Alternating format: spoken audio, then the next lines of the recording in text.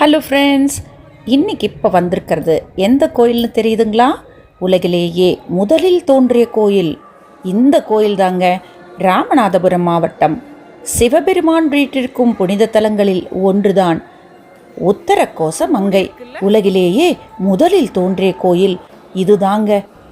ஆதி காலத்தில், அதுவும் நவக்கிரகங்கள் அறியப்படாத காலத்தில் இருந்த சூரியன், சந்திரன், செவ்வாய் மட்டுமே இங்கு கிரகங்களாக உள்ளது.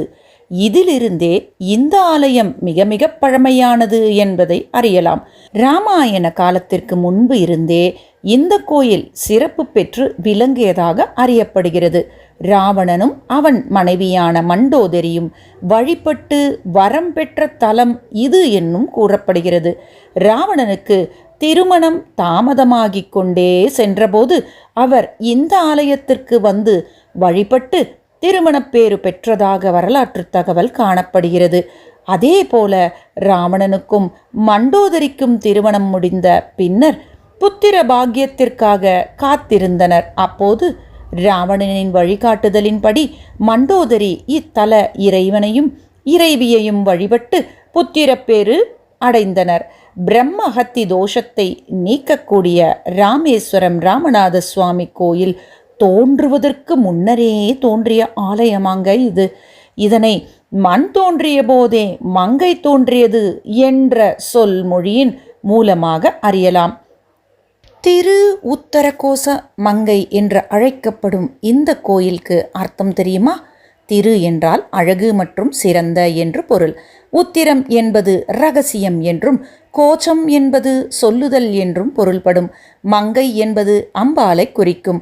அம்பாளுக்கு ஓம் என்றும் பிரணவ மந்திரத்தை விளக்கத்தை இறைவன் விளக்கும் இடம் என்பதே இதற்கு சரியான பொருளாகும். அம்பாளுக்கு மட்டுமன்றி மாணிக்கவாசகர் அடங்கிய 1000 பிரணவ பொருளை இங்கு இறைவன் உபதேசித்து உள்ளார். இந்த ஆலயத்தில் எழுந்தருளியிருக்கும் இறைவன் மங்களநாதர் என்றும் இறைவி மங்களநாயகி என்றும் அழைக்கப்படுகிறார்கள். எல்லா தலங்களிலும் இறைவனும் இறைவியும் சமேதராக இருப்பார்கள். இங்கு இருவருக்கும் தனித்தனி சன்னதியும் தனித்தனி விமானமும் ராஜகோபுரமும் உள்ளன. மங்களநாதர் என்ற திருப்பெயரானது இறைவன் தனக்குத்தானே சூட்டிக்கொண்ட பெயராகும். ராவணனுக்கு மங்கள நான் அணிவிக்கும் பாக்கியத்தை இந்த தலத்தில் இருந்தே அருள் பாலித்தமையால் இறைவன் மங்களநாதர் ஆனார். மண்டோதரி புத்திரப்பேறு வேண்டி இத்தல இறைவனை நோக்கி தவம் இருந்தால் பரிவு கொண்ட சிவபெருமான் அவளுக்கு புத்திரப்பேறு அளிப்பதற்காக இலங்கைக்கு எழுந்தருள எண்ணினார். அதற்கு முன்பாக தன் அடியார்கள் 1000 எனது திருமேனியை ராவணன் தீண்டும் போது இங்குள்ள குளத்தில் அக்னி தோன்றும் என்று கூறி மறைந்தாராம். பின்னர் இலங்கையில் எழுந்தருளிய இறைவன் மண்டோதரியின் முன்பாக சிறு குழந்தையாக உருவெடுத்து வரமளித்தார்.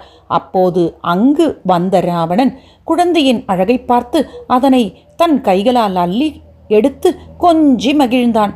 ராவணன் தீண்டியவுடன் உத்தரகோசமங்கை ஆலயத்தில் உள்ள திருக்குளத்தில் அக்னி வளர்ந்தது. பிரணவப் பொருளை உபதேசம் பெற்ற 1000 அந்த அக்னியில் இறங்கி கைலாயம் சென்றார். ஆனால் இறைவன் அவர்கள் அனைவரையும் மீண்டும் அழைத்து அருள் பாலித்தார். இந்த 1000 இந்த ஆலயத்தில் உள்ள இறைவனோடு கலந்துவிட்டனர். அதனை இங்குள்ள சகஸ்ரலிங்கத்தில் காணலாம். திருக்கோயில் குளத்தின் கரையில் வேதாகம சுவடிகளுடன் கோயில் கொண்டுள்ள மாணிக்கவாசகர் தனிச்சந்நிதியில் வீற்றிருக்கிறார். முற்காலத்தில் இந்த பகுதி இலங்கை மரங்கள் நிறைந்த காடாக இருந்ததாம். ஆலயத்தின் தல விருட்சம் இலந்தை மரம்தான். இங்குள்ள இலந்தை மரம் பல நூற்றாண்டுகளை கடந்தது என்றும் கூறுகிறார்கள். இந்த ஆலயம் முற்பிறவி பாவங்கள், சாப விமோச்சனங்கள், ஜாதகத்தில் உள்ள தோஷங்களை போக்கும் தலமாக விளங்குகிறது. சிவன் கோயிலில் சிவ வழிபாடுகளிலும் சிவபெருமானுக்கு தாழம்பூ படைத்து வழிபடுவது இல்லை. ஆனால் இந்த ஆலயத்தில் மற்றும் சிவபெருமானுக்கு தாழம்பூவை கொண்டு பூஜிக்கப்படுகிறது.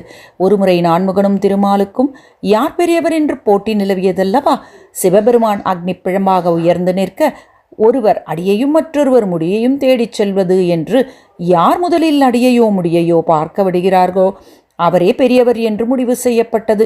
பிரம்மன் முடியை தேடவும் விஷ்ணு அடியை தேடவும் புறப்பட்டார். அப்போது ஈசனின் முடியில் இருந்து பல நூற்றாண்டுகள் காலமாக தாழம்பூ ஒன்று கீழே வந்து கொண்டிருந்தது. வழியில் அந்த தாழம்பூவை சந்தித்த பிரம்மன் ஈசனிடம் வந்து தான் முடியை கண்டுவிட்டதாக பொய்சாட்சி சொல்லும்படி கூறினார். தாழம்பூவும் இறைவனிடம் வந்து பொய்சாட்சி சொன்னது.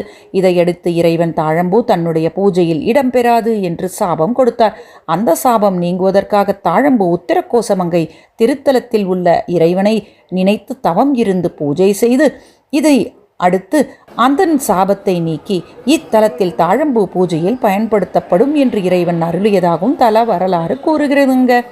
இங்குள்ள நடராஜர் திருமணி மரகதத்தால் ஆனது. இந்த மரகத திருமேனியை மார்கழி மாதம் ஆருத்ரா தரிசனத்தின் போது மட்டுமே காண முடியும்.